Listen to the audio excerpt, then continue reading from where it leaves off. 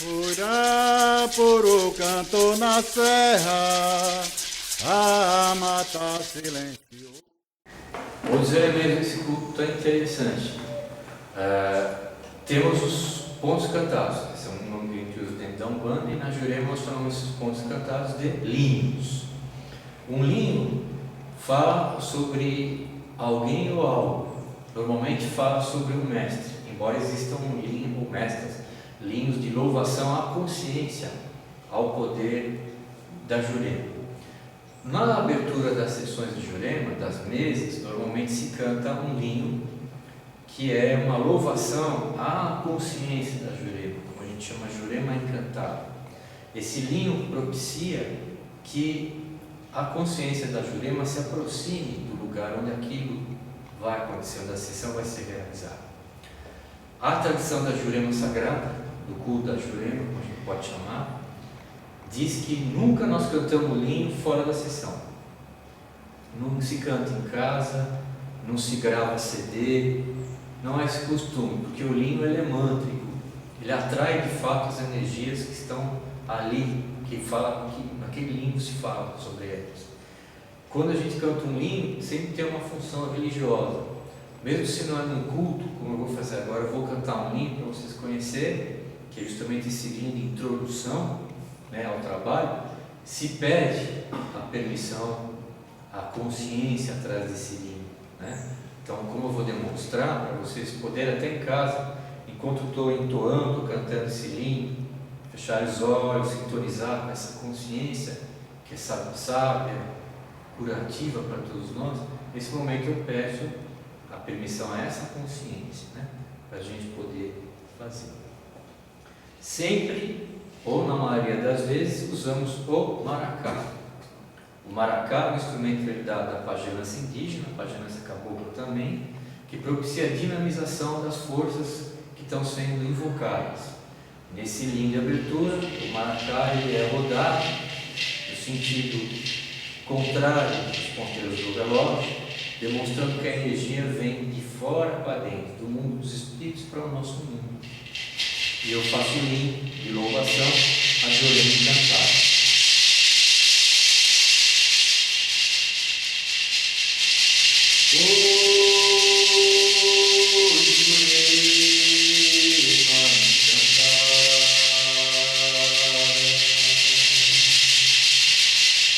E nascer entre o chão,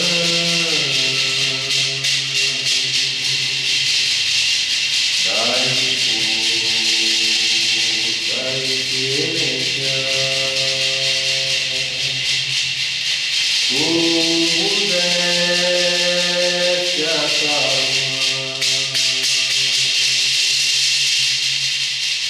dai-me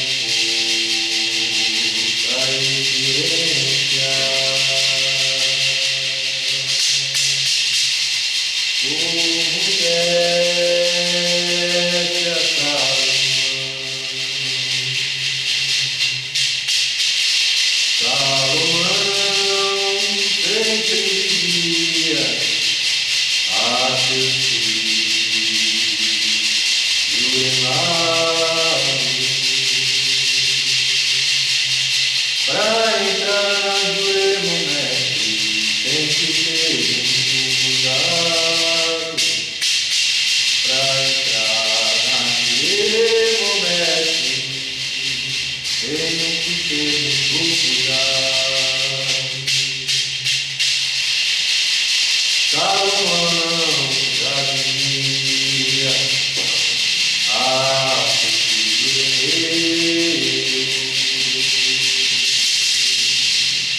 para entrar na Jurema, mestre, tem que pensar primeiro. Para entrar na Jurema, mestre, tem que pensar primeiro.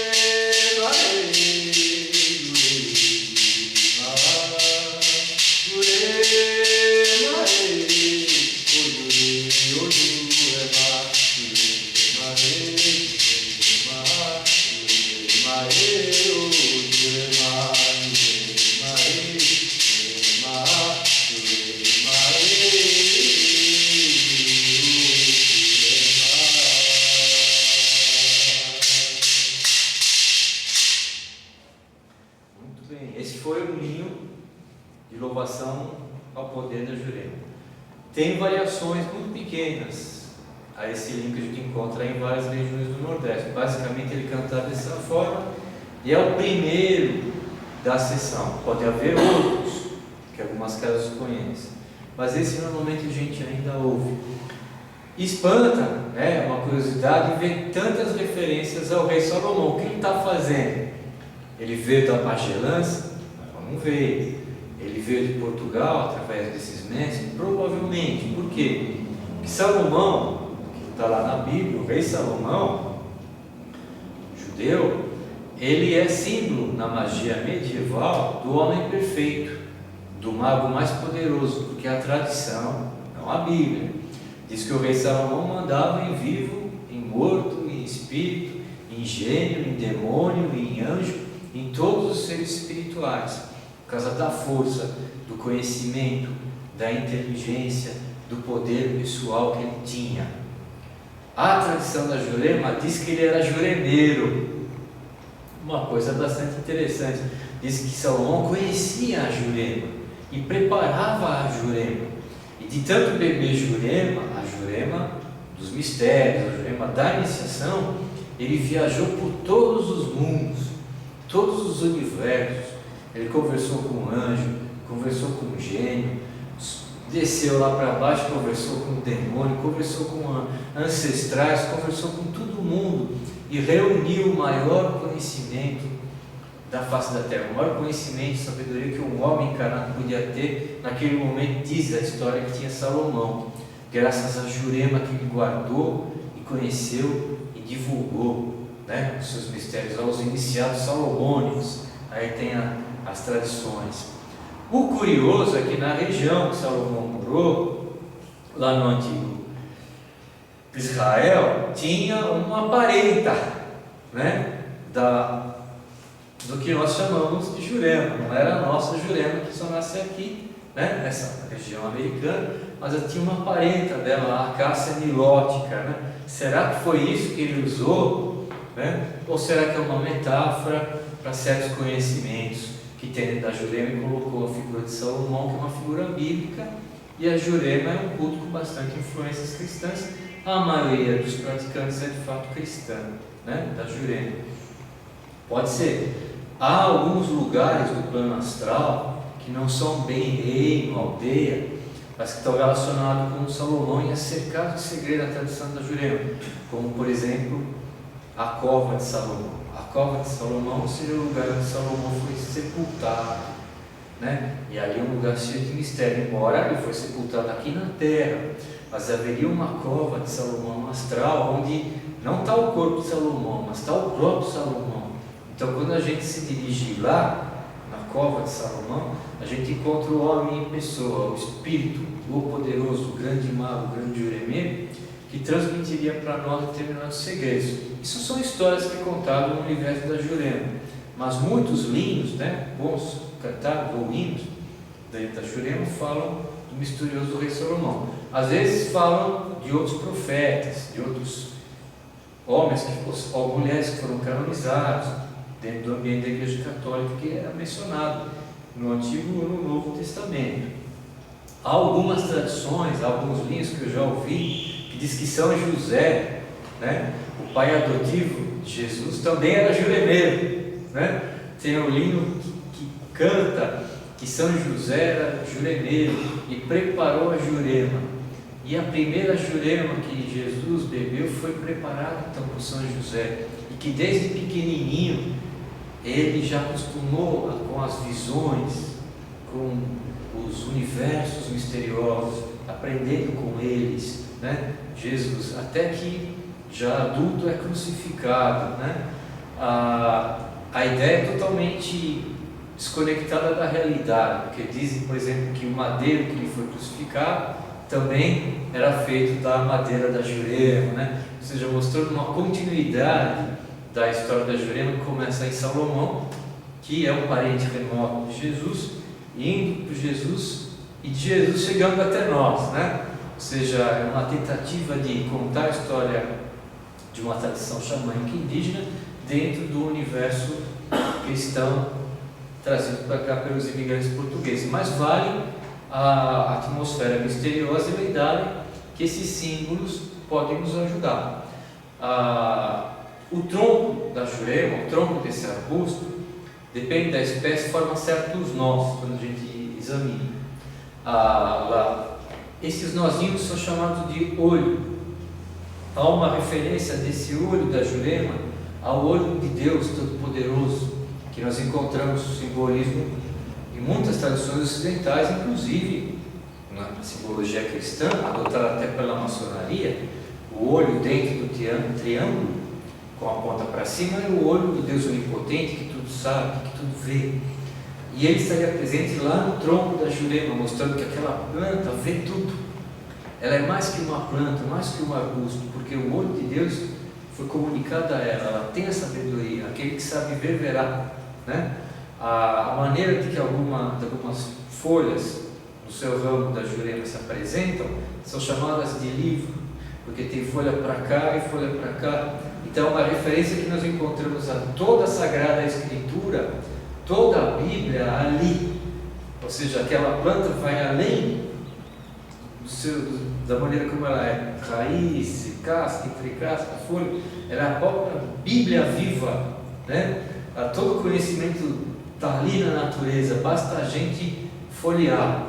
Esse folhear é o momento que a gente bebe, né? Aquele vinho sagrado e obtém o conhecimento. Então, assim, há muitas referências indígenas ou não indígenas, no caso cristãs, sobre esse universo. É um culto muito misterioso. Outra curiosidade: mestres e mestras antigos do universo juremeiro se aproximam de outros cultos, como é o caso da Umbanda, que é o culto mais conhecido.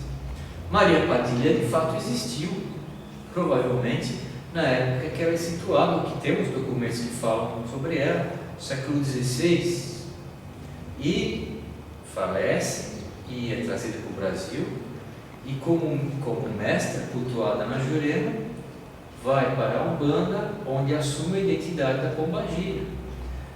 Mas ela existiu. A bruxa Évora era uma figura popular do século XIII, da cidade de Évora. Tudo leva a crer que ela existiu e era uma curandeira local, muito sábia, que ajudou muita gente. E morre, a sua memória fica com o povo ou com iniciados, que foram iniciados por ela.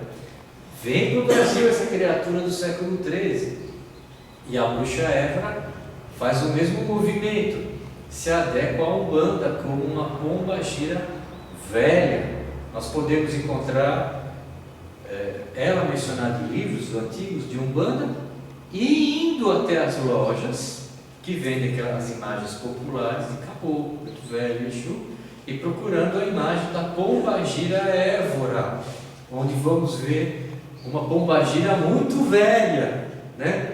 Com um vestido muito pobre, aparecendo um seio magro por fora, segurando uma vassoura. É ela, né? Ela sobreviveu. A mestra Évora, cultuada na Jurema, transformou-se numa pombagira não tão conhecida como a Maria Padilha, da Umbanda e cultos assemelhados. A entidade da Umbanda mais popular no Brasil e fora do Brasil, porque tem fãs e tem adeptos, devotos nos Estados Unidos, na Alemanha, na França, como eu pude ver, é Zé Pilintra. Zé Pilintra conheceu a Jurema porque esteve aculturado no ambiente onde ela já existia. A tradição diz que ele frequentou algumas sessões. Não temos a certeza se ele foi juremado em vida, provavelmente sim. E ele passa, depois de sua morte, a comparecer nas mesas de Jurema. Esse é um detalhe que mostra que ele foi juremado então. Depois aparece na Umbanda. A primeiro momento que ele aparece na Umbanda, ele não se adequa, assumindo o simbolismo de um preto velho, nem tão pouco de um caboclo, mas ele vai por um outro elemento e pela primeira vez ele aparece como Exu Zé Pilintra. Depois ele vai se mexendo de outra forma, aparece na linha dos baianos, e hoje ele tem quase um culto dele próprio, né? Independente da Umbanda, tamanha força e a popularidade que se criou em torno dele. O mestre Zé Pilintra da Jurema, que além de trabalha na Jurema, transformou-se no Zé Pilintra famoso da Umbanda. Outras entidades vieram do ambiente juremeiro. O caboclo Tupinambá, caboclo famoso também e antigo dentro da Umbanda, é um mestre indígena Tupinambá, já conhecido da Jurema de Alagoas, Paraíba, Pernambuco, que vinha como mestre indígena, mas vinha lá ele, também foi conhecido no universo da Umbanda. Existem muitos, quando a gente vê a relação de mestres, vocês vão ver no material anexo a esse curso, mas vocês vão encontrar lá diversos nomes de mestres e mestres conhecidos na Umbanda, né? Então vieram da Jurema para a Umbanda. Os mestres e mestras, os espíritos que trabalham na Jurema, não tem uma classificação rígida, né? A Jurema é bastante solta, mas houve tentativas de classificação para a gente poder conversar, só para poder conversar. Então, por exemplo, a gente tem um bloco de mestres de origem indígena. Muitas vezes sabemos que eles têm origem indígena porque o mestre, quando acostado, né, incorporado, falou: fui índio, fulano e tal. Há casos de mestres que falaram que eu tenho tantos anos, né, ou que eu estou aqui trabalhando desde 1000 e dá um nome, dá uma data da história, assim, antes da chegada de Cabral, 1430 já existia. Há casos interessantes assim. Então a gente organizou esses mestres como mestres indígenas ou caboclos. Muitos deles são encantados que vieram da pagelança indígena. Depois o outro bloco foi mestres de origem africana. E o primeiro, a tradição aqui diz, foi o mestre Joaquim, que veio de Angola, provavelmente escravizado na África, trazido para cá e veio daquela região de Angola, ou seja, um negro banto. Outros mestres têm o mesmo perfil, se apresentando como antigos africanos ou escravos de origem africana nascidos aqui. Depois nós temos um grupo grande que a gente conversou a falar um mestiço, que é o mulato, é o negro com o índio com o negro, o índio com o branco. Onde está, é um número bastante grande de mestres.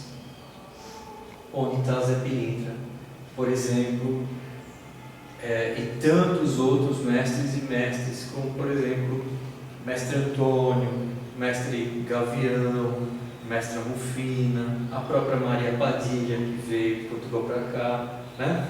Não seria bem uma mestiça, mas ela se adequa aí, porque os mestres, vamos chamar de brancos, né, de origem europeia, são colocados nesse grande grupo também. Mestre Carlos de Oliveira, está aí. Mestre Carlos de Oliveira, em alguns lugares ele é mais popular que Zé Pilintra. Alguns dizem que Mestre Carlos é o rei do Catimbó, o rei da Jurema. Outros dizem que não, que o rei mesmo é Zé Pilintra, que Carlos é príncipe. Outros dizem que não, que príncipe é Zé Pilintra. Há uma disputa afetiva muito tranquila, né, que acontece no coração de algumas pessoas. O fato é que Mestre Carlos é um dos mestres que mais se apresentam nas sessões das mesas de Jurema.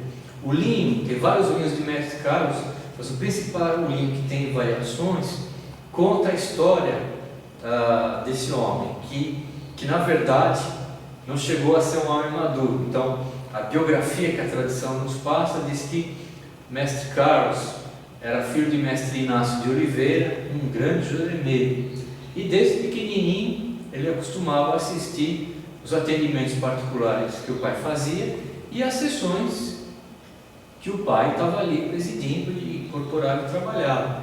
Então, como criança, ele tinha ali uma vivência familiar muito intensa de Jurema. Conta o Lin que um certo dia o pai saiu e ele foi até o armário onde o pai guardava os instrumentos sagrados do culto e abriu. Catou uma garrafa de vinho da Jurema da iniciação, catou o maracá, catou o cachimbo, que são os elementos indispensáveis para abrir uma sessão, se enfiou no mato, onde existia, e ele sabia que existia, um bosque, vamos falar assim, né? Qual é a palavra correta? De pé de jurema. Existia um monte de pé de jurema. E lá ele armou, né, aos pés daquelas juremas, a sua mesa, acendeu o cachimbo, pegou um anacá, bebeu do vinho e imitou seu pai. A história faz uma pausa aí, porque no final desse dia o pai volta para casa, o mestre Inácio, e cadê meu filho? Como ele era uma criança levada como todas as outras crianças, esperou, já era tarde da noite, mas ele não apareceu. Onde está esse danado? No dia seguinte, ele crente que estava na casa de parentes, mas não estava, e ele começou a se preocupar e procurar na região onde estava aquele menino. Algo pode ter acontecido. No final daquele dia não foi encontrado. Aí ele falou: vou fazer o que eu sei fazer nessa situação. Naquela noite, já era a madrugada do terceiro dia, ele abriu uma mesa para saber aonde aquele filho tinha ido, para que os mestres do astral contassem. Ele abriu o trabalho, abriu a mesa, pegou seu maracá, começou a louvar Jurema e se preparou para entrar em contato com o seu mestre, o mestre que o ajudava. E naquele momento, conta o Lino que seu filho acostou. E como seu filho, mestre Carlos, acosta, é que lhe dá o seu linho. E nesse linho conta que ele morreu, né? Ele se encanta, provavelmente porque foi o desejo dos mestres, e se torna um mestre pequeno, um mestre mirim, mas de uma grande e profunda sabedoria. A história é bem interessante. Primeiro, o seu pai buscando: onde está meu filho? E seu filho acosta, e acostando dá a novidade cantando o seu linho, que eu vou reproduzir trechos agora, e ele pode ter variações regionais para vocês conhecerem. Peço a permissão para cantar o linho. Mestre Carlos é bom mestre, que aprendeu sem te ensinar. 3 dias eu vou deixar num pé de jurema, mas quando já levantou, estava pronto para trabalhar. Mas quando já levantou, estava pronto para trabalhar. Fala justamente esse trecho, né? 3 dias eu vou deitar no pé de Jurema, mas quando se levantou, o levantamento dele, na verdade, foi quando ele desencarna e aparece no astral. Mas já estava pronto para trabalhar, tanto que se apresenta na mesa do seu pai, né? Então, uma figura lendária, diz a tradição que ele existiu. Seu pai, mestre Inácio, depois de falecido, também se torna mestre da Jurema, e os dois continuam trabalhando nas mesas, né? Zé Pilintra, depois de falecido, baixa nas mesas, trabalha. Nas tradições das Juremas, ou seja, tradições regionais, dizem também que Zé Pilintra tem família. Essa família de Zé Pilintra é uma família astral, não é uma família de sangue, né? A gente fala irmão de Zé Pilintra, nós estamos falando na Jurema de almas afins. Por exemplo, Zé Felintra é dito como irmão de Zé Pilintra e dito como outra entidade, não confundir com o Zé Pilintra. Mestre Cego Velho é um irmão de Zé Pilintra, mais velho, vamos dizer assim, do que o próprio Zé Pilintra e Zé Filintra. Zé Pretinho também é dito como da família de Zé Pilintra. Há um certo consenso entre os juremeiros que os Zés formam uma família, e o Zé mais famoso é o Zé Pilintra, né? O engraçado ou interessante é que os Zés têm o mesmo comportamento quanto acostados. Todos mais ou menos têm um jeito de falar que a gente conhece que Zé Pilintra tem mesmo na Umbanda. É mais falador, fala de uma maneira até didática, é envolvente, carinhosa, tem muito bom humor, né? Demonstra que, embora espírito, ainda tem prazer em estar aqui conosco e gosta das coisas boas que nós gostamos, né? Da comida, da companhia das pessoas, das belas paisagens, assim. Então, esses Zés são muito parecidos, né? Há alguns mestres muito misteriosos, ou que manejam certos poderes da mãe natureza,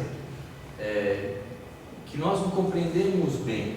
Alguns desses mestres se identificam com animais. Essa também é uma ideia que vem da pagelança e a influência xamânica, como por exemplo o mestre Gavião, identificado com o totem do gavião, inclusive animal de poder para muitas nações indígenas do Brasil, né? Há mestres identificados com cobras, o mesmo mestre, donos de um saber muito particular relacionado com a cura. Há mestre identificado com corujas, como por exemplo, não muito conhecido, o mestre coruja ou caburé, também muito terapêutico na sua maneira de trabalho. Enfim, temos aí um conjunto muito amplo de mestres. Recorrendo ao material anexo, você vai ver os seus nomes, são bastante. Então, muitas coisas a gente pode dizer ainda sobre pagelança indígena, pagelança cabocla. Dentro da pagelança cabocla, a tradição da Jurema encantada, do Jurema sagrada, Catimbó Jurema. Nós convidamos vocês a lerem o material adjunto, que vão ter artigos de outras pessoas, de antropólogos, de pessoas espiritualizadas que também estudam, também alguns artigos meus explorando essas diversas possibilidades. Haverá também alguns exercícios práticos da pagelança cabocla que você pode fazer com absoluta segurança, na tranquilidade da sua casa. São exercícios de meditação, com o nome de algumas forças espirituais, alguns animais de poder, como a Iauara, que nós falamos aqui, que você pode fazer, para tudo aquilo que você ouviu e viu, você sentir, né? Dentro assim, desse ambiente tranquilo do seu lar. E também uma sugestão de bibliografia, obras em português, que são poucas, mas que falam sobre a pagelança indígena, a pagelança cabocla e sobre o catimbó, que é bastante difícil encontrar, por incrível que pareça, uma literatura nossa, né, escrita em português por brasileiros a respeito do catimbó, mas também tem uma boa sugestão para você ler. E me despeço de todos, desejando a todos muita paz, muito amor, muita felicidade, na força dos nossos encantados e dos nossos